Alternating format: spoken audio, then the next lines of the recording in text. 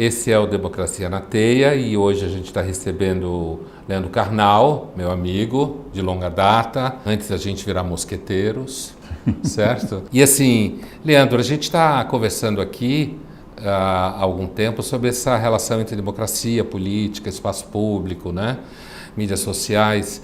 E assim, brincando com essa coisa dos mosqueteiros, que seria eu, você, o Cortella e o Clóvis, né? Eu queria te perguntar, assim, para a gente começar a conversar, como que você vê o papel do intelectual público no Brasil, especificamente, e por que você acha que deu esse boom dos últimos tempos? Obrigado pela visita. Eu que agradeço, Pondé. É simpático nos considerar na obra do Dumas, mas também podemos pensar nos 4 cavaleiros do Apocalipse. Né? Mas tá ali, né? Quem seria a fome, a morte, a peste, a guerra, o Athos, Aramis e D'Artagnan.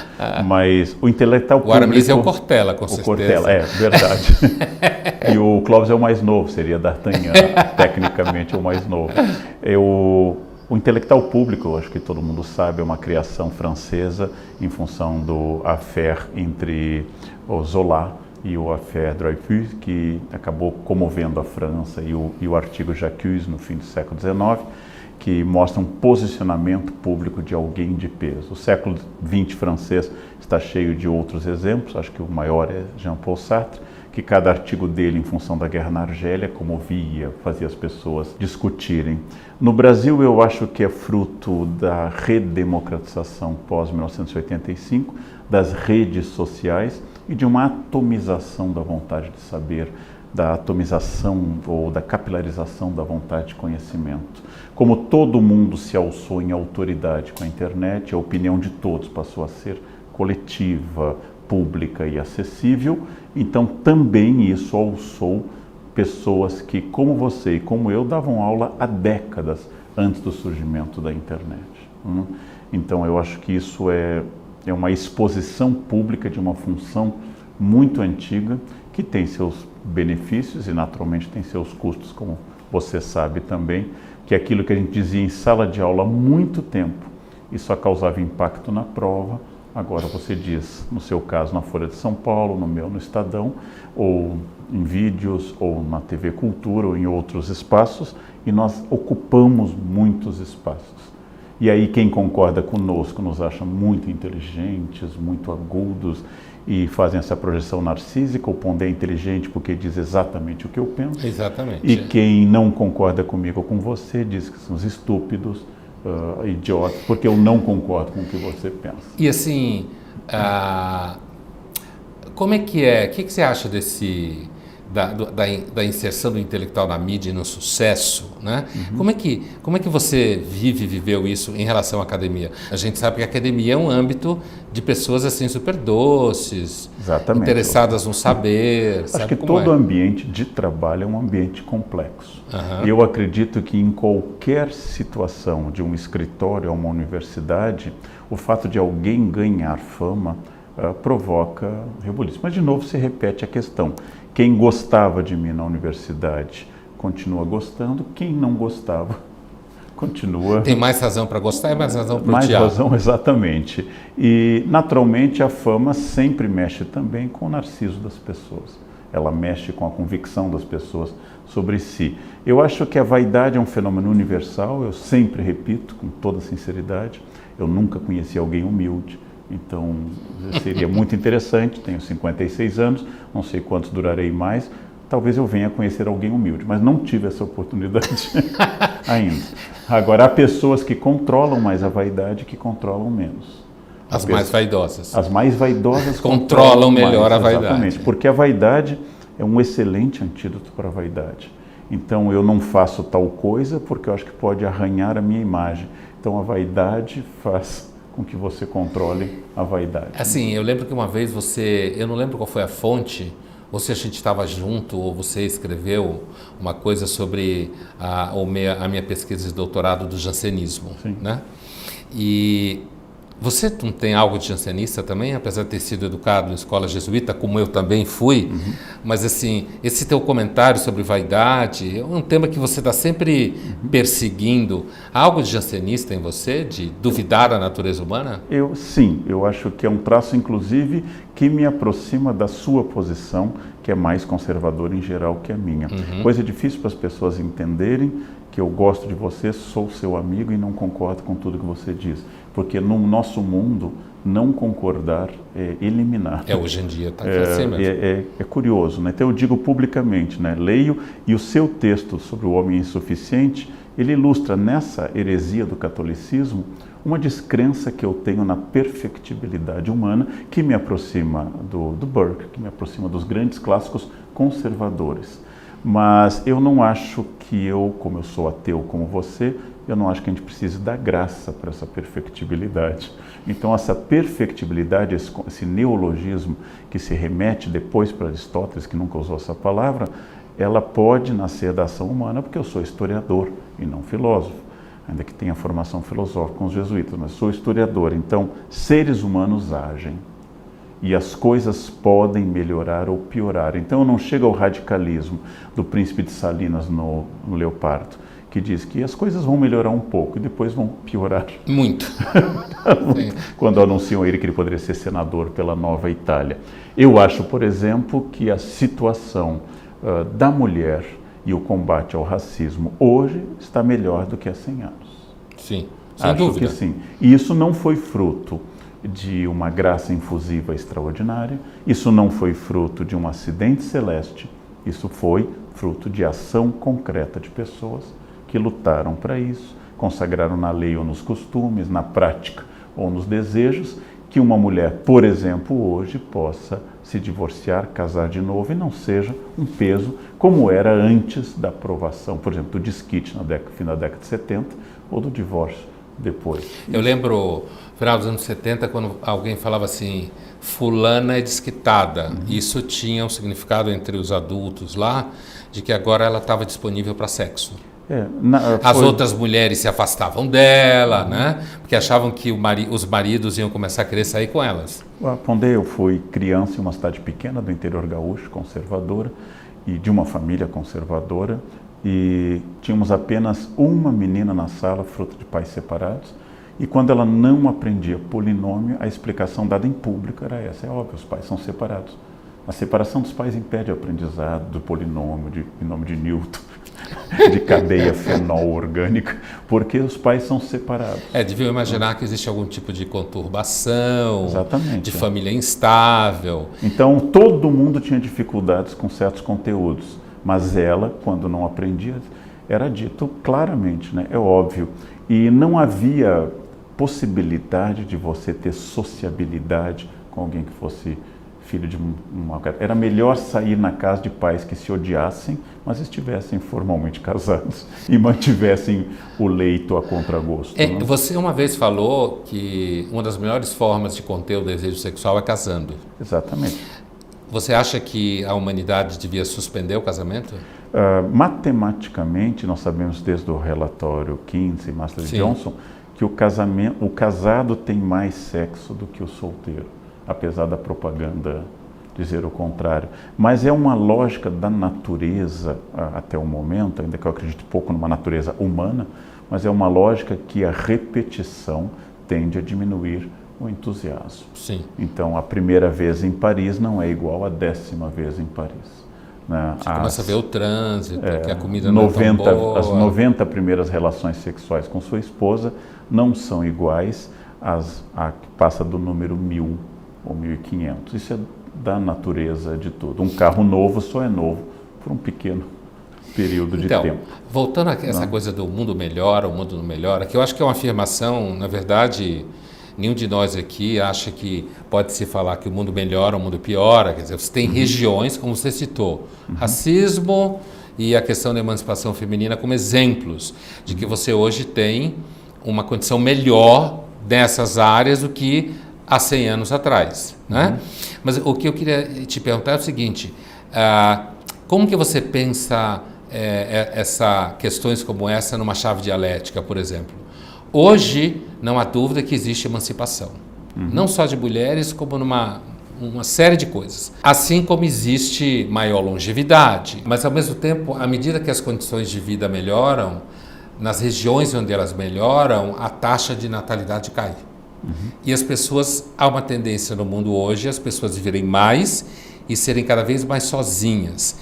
Então, se falta digamos, a sensibilidade conservadora, como fala o Oakeshott, um certo cuidado para não chegar à inércia, ou à pregação da inércia, não faltaria, ao que se chama por aí de sensibilidade progressista, a percepção de que existem momentos negativos em certos avanços, como longevidade maior, solidão, melhor condição de vida material, trabalho, menor taxa de natalidade. Afora o fato que alguns acham que a humanidade tem que acabar mesmo, né?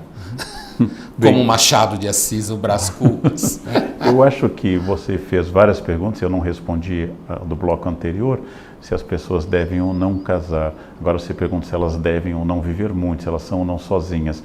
Eu tenho uma convicção que não existe essencialismo, eu tenho uma convicção básica de que a existência precede a essência. A ideia não é bem minha, alguém já pensou nisso? Eu ouvi dizer que um cara falou isso. Eu acho que era um cara meio existencialista. Exatamente. Assim, né? Mas eu acho que não existe fórmula, então as pessoas devem ou não casar. Eu tenho conhecidos francamente felizes no casamento. Francamente. E não imagino para eles outro destino que não esse, escolhido por eles. A partir de questões culturais, históricas e pessoais, psicologizantes e sociais. Então há pessoas que casam e são muito felizes.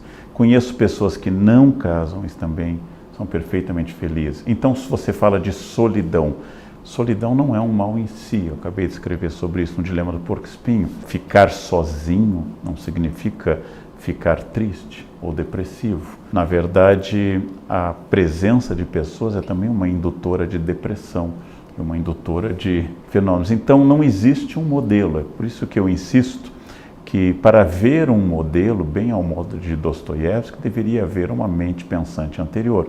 Então, como se discute nos Irmãos Karamazov e também em Crime e Castigo, quer dizer, se há um Deus, então a liberdade é um pouco menor, mas se não há um Deus, então nós somos livres para criar o nosso próprio caminho na conversa, no diálogo entre o que eu sou, o que eu posso ser e aquilo que eu não posso deixar, eu não posso ignorar como natureza biológica e assim por diante. É dessa tessitura no qual eu não sou nem onipotente, nem impotente, é dessa tessitura que sai escolha que por má fé, volto a Sartre, a gente atribui a terceiros. Então, as pessoas têm menos filhos. A pergunta é, isto é fruto da urbanização, isso é fruto do fato que os filhos não são mais uma previdência social garantida, que você antes tinha filhos para lhe amparar na velhice, ou não precisa mais da mão de obra. Filhos hoje não são bons negócios. Não, mas... um filho significa aula de inglês, sapateado, jazz, crise, psicopedagogo, então, depressão. E isso é bom ou ruim? Eu não consigo imaginar minha mãe sem os 4 filhos dela. Eles foram não apenas um motivo de ocupação, mas foram para minha mãe a existência dela. Então, ser mãe era ontologicamente parte da felicidade da minha mãe. Agora, eu conheço pessoas que não têm e também são ontologicamente felizes. Sim. Felizes. Então, ter ou não ter filhos não tem uma resposta, é só a autoajuda que acha que há essa resposta pronta, imediata, boa.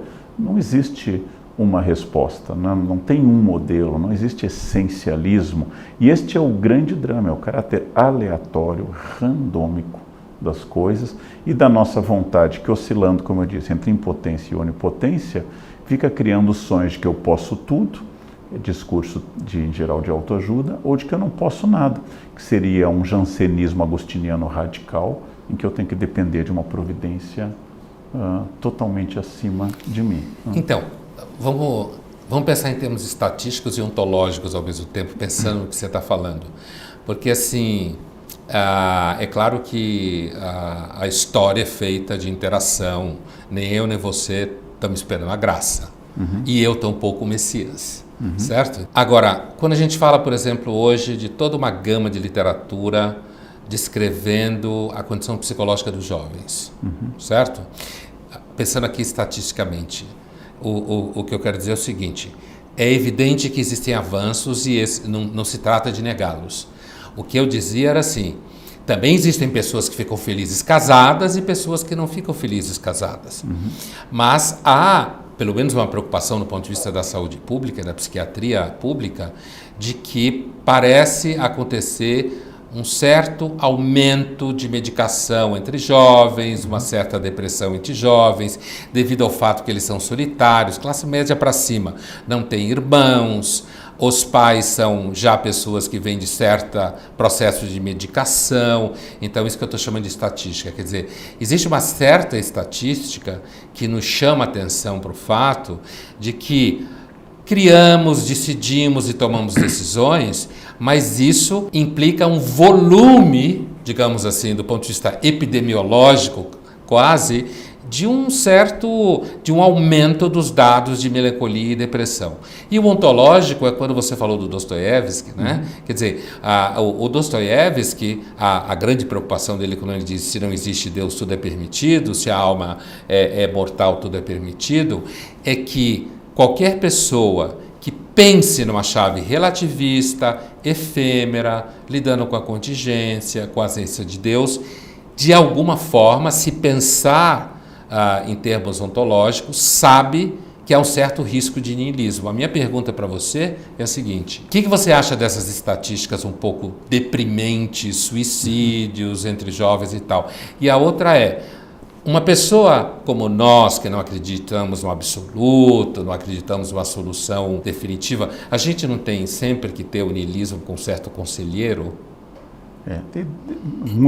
São muito vastas as suas propostas e muito interessantes. Em primeiro lugar, eu creio que o discurso médico, como advertir alguém que você gosta menos do que é o Foucault, o discurso médico, ele estabelece lógicas a partir de determinadas concepções. Em países onde os psiquiatras acreditam em déficit de atenção, existe mais recomendação de Ritalina. Sim. Em países onde os psiquiatras não acreditam no déficit de atenção como tão coletivo ou tão onipresente, receitam menos Ritalina. Existe uma cultura a esse respeito.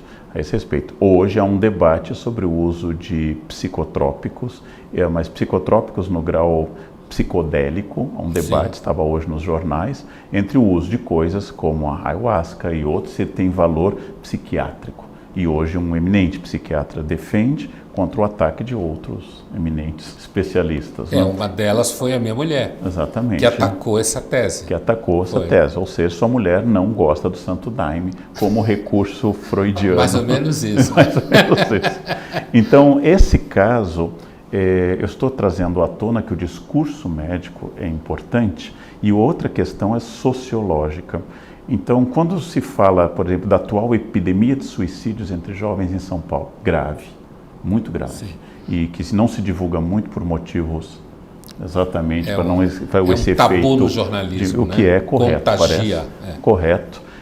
Ou a alta taxa de suicídios na Suécia, mas principalmente hoje no Japão entre jovens, nós temos que pensar um pouquinho se isto representa um recorte social expressivo. Por exemplo, para um jovem de classe média e média alta, estudante de um bom colégio, dotado dos últimos gadgets eletrônicos, se o tédio existe na mesma proporção para alguém que acorda às 5 da manhã na Zona Leste, e se tiver falta de atenção, leva um tapa do pai ou um tapa da professora da escola pública e nunca vai ter acesso à Ritalina e nunca vai ter antidepressivo, vai ter que trabalhar. E se essa nossa descrição da depressão, que é real, é uma doença, depressão é uma doença e é grave, se essa descrição também não tem que levar em conta o matiz da nossa classe média branca, leitora de jornais, entediada com seus gadgets eletrônicos. Provavelmente sim, a estatística diz isso. Então, nesse caso, classe social. Nós estamos pensando a partir de uma reflexão que tem que levar em conta essa diversidade. Se para um jovem indiano, que outro grande avanço dos últimos 40 anos, centenas de milhões de pessoas na Índia e na China foram tiradas da pobreza. Sabe que o jovem indiano processou os pais essa semana, né? Processou os pais porque não pediram o consentimento dele para gerá-lo. Ah, sim. É um novo tipo. Segundo a crença hindu, pediram. Ele não está levando... Mas ele provavelmente já é ateu. Ah, não. Um hindu ateu é uma contradição em termos. Então, essa onipresença da vontade que esse processo parece indicar, ou seja, eu tenho que considerar que o mundo vai ao meu encontro da minha vontade, isso é uma característica contemporânea, mas é muito uma característica de classe média branca, ocidental, urbana. A riqueza faz mal, Karnal? Não, a riqueza faz muito bem, tanto que lutamos por ela, mas, ela pode lhe desviar de questões centrais e lhe fazer focar em questões triviais como o último modelo de iPhone. A riqueza faz mal, quando eu pergunto, é assim, no sentido de que jovens que são criados com uma certa condição social, quando você vai olhar com os índices de medicação e aquela história toda, são justamente esses que têm mais dificuldade de lidar com dificuldades da vida, na escola, como dizem por aí, menos resiliência.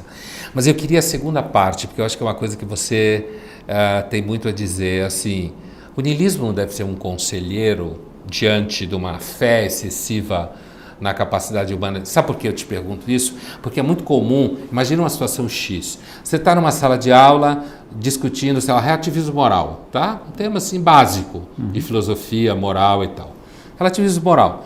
E aí você às vezes encontra alguns alunos, isso pode ser também na pós, mestrado, doutorado, questão de idade, que é um relativista confortável. E aí você assume uma posição niilista, no sentido de que, tá bom, tudo é permitido, vamos até o fim. Eu não conheço um relativista num ambiente como esse que não chega numa hora e sinta um certo mal-estar. É como se o niilista, até para o relativista, fosse indigesto. O que você acha dessa relação? Eu acho que é o tema do Dostoiévski. Eu acho que o niilismo, da expressão de dissolução de todo e qualquer valor, de toda qualquer axiologia, de todo e qualquer sentido, de toda e qualquer escatologia religiosa ou política, ou de qualquer utopia de não redenção, ele não é bom nesse sentido, mas no sentido de que a diminuição do meu eu desejante, narcísico, que centra esse desejo do meu universo em mim e tudo vinde a mim, eu acho que é bom ter um certo afastamento niilista, é bom ter um certo afastamento relativista e, acima de tudo, de não se dar tanta importância. Então, nesse sentido, eu acho que se você não se dá tanta importância, você pode adquirir alguma importância. O problema é que a própria palavra niilismo, relativismo e até a palavra hedonismo são lidas à luz do cristianismo, que tem uma escatologia, que tem uma teleologia e tem uma axiologia muito definidas. E todos esses valores acabam atacando os valores cristãos.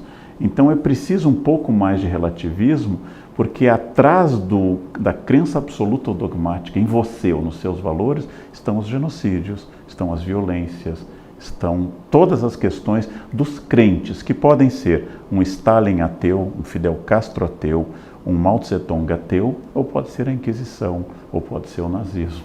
Ou seja, podem os crentes, no seu valor, seja ele socialista ou capitalista, de direita ou de esquerda, que levam a ferro e fogo a imposição ao mundo e a crença de que o mundo pode ser transformado à sua vontade, criam utopias, e as utopias têm um custo humano altíssimo, né?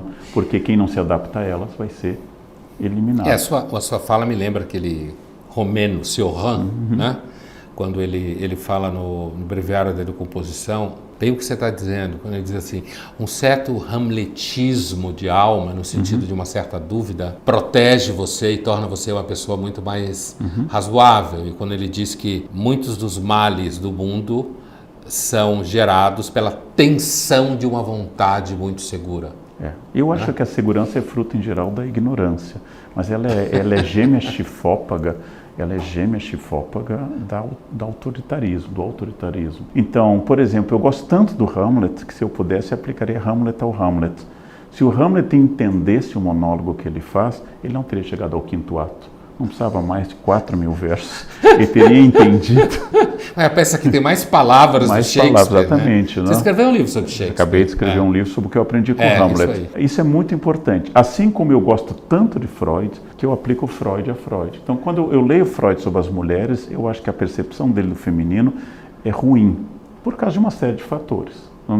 Então eu aplico Freud a Freud, ou seja, onde a infância e a formação de Freud, e ter nascido em 1856 no lugar que ele nasceu, acaba marcando a biografia dele. É uma análise do contexto histórico. Então, né? uma coisa boa é aplicar cristianismo às igrejas, é uma revolução, aplicar Freud a Freud, aplicar conhecimento às universidades, saber aos professores, humanismo aos humanistas. Isso é mais radical. É mais radical. É mais radical. E duvidar um pouco, duvidar é muito importante, não o pirronismo, ou seja, a dúvida absoluta, que eu acho que é uma salvação meio de autoproteção.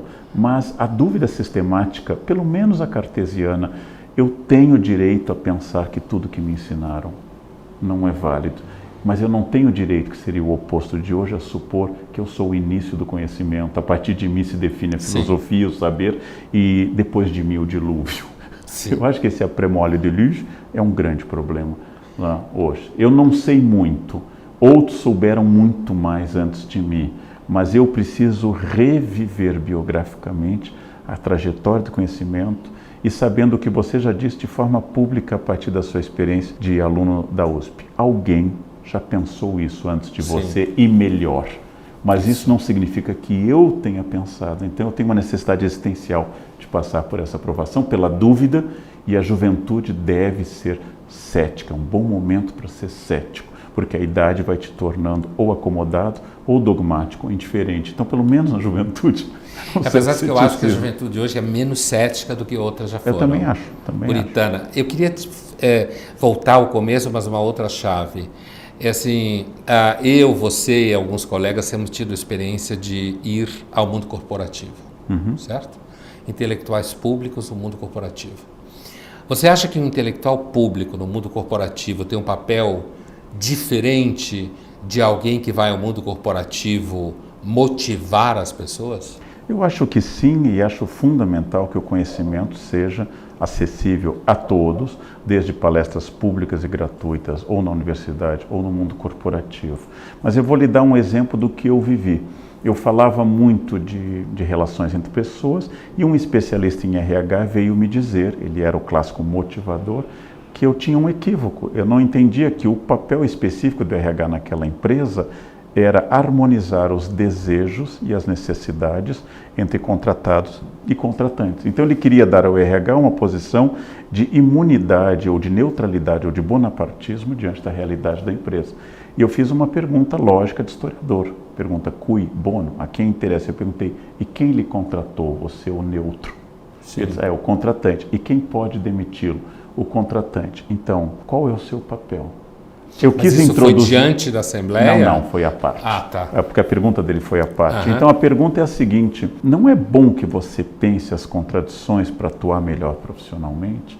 O imenso papel que um RH pode ter numa empresa, fundamental, e que você pare de pensar por essencialismo, eu sou o neutro, eu aproximo, eu represento tanto funcionários, para que caiam os véus, aquilo que vela uma relação de dominação, que no século XIX se chamava de ideologia. Hoje parece que ideologia virou palavrão, virou uma coisa... Mas é muito importante que exista essa consciência, porque essa consciência me faz atuar melhor, ser melhor, e tira falsa consciência, ou usando uma linguagem mais ainda da sua área, tira o ídolo da tribo e o ídolo do foro, como Bacon queria, como um pressuposto para julgar o mundo. Né? E você acha que o mundo corporativo é capaz de lidar com esse tipo de espessura? É claro que a gente não está falando, nós estamos falando de nós aqui, mas quando você, ou eu, ou o Clóvis, ou o Cortella, ou qualquer um outro, é chamado ao mundo corporativo para falar com eles, você acha que o mundo corporativo tem espessura na recepção de uma questão como essa? Ou se no final das contas o que o contratante quer sempre é alguém que deixe todo mundo feliz? Os colaboradores felizes. A grande questão é que a infelicidade é geradora de respostas novas. E a felicidade tem um poder de emburrecimento profundo. Né? Pessoas muito felizes são do admirável mundo novo, mas elas tomam soma, né? Elas tomam uma droga para que elas sejam felizes. Né? Então, se você pegar a biografia de qualquer grande empreendedor, ele faz e gesta seu desafio ao modus operandi tradicional, ao mainstream, a partir de uma infelicidade. Não é à toa que pessoas asmáticas como Proust, ou homossexuais como Schubert, ou judeus como Liechtenstein, o pintor, dão respostas tão originais porque olharam o mundo de fora do mainstream por algum sentido. E isto é bom. Então pergunta, para uma empresa ela tem a espessura? Depende. Se ela quiser a reprodução, a eficácia do modelo e o desenvolvimento do arquétipo básico do mainstream, isso é fácil. Se ela quiser desafiar, crescer, expandir e de fato ter gente que pense fora da caixa, é saber se ela quer ser uma empresa repetitiva, monótona, automática ou desafiadora, quebradora de paradigmas e de sucesso num mundo onde a inteligência é mais importante do que o algoritmo da repetição. Será que a empresa suporta 1.500 colaboradores fora da caixa? Não pode. Aí voltamos ao Admirar o Mundo Novo. Alfa, beta, gama e delta. Esse é o modelo que nós estamos organizados. Mas a mensagem é aberta, o signo é aberto. O que cada um vai fazer com a mensagem pressupõe como cada um lida com o significado e o significante daquilo que é falado. Obrigado. Eu que agradeço. Foi um prazer a conversa. Obrigado. Um médico americano que recomenda que todos morram aos 75. É muito curioso. Ele recomenda que todos... Recomenda? E como ela pretende que isso se realize na prática? Eutanásia. Eutanásia? Eutanásia. Eu acho fantástico como certos jornalistas intelectuais acham que resolveram o problema da humanidade.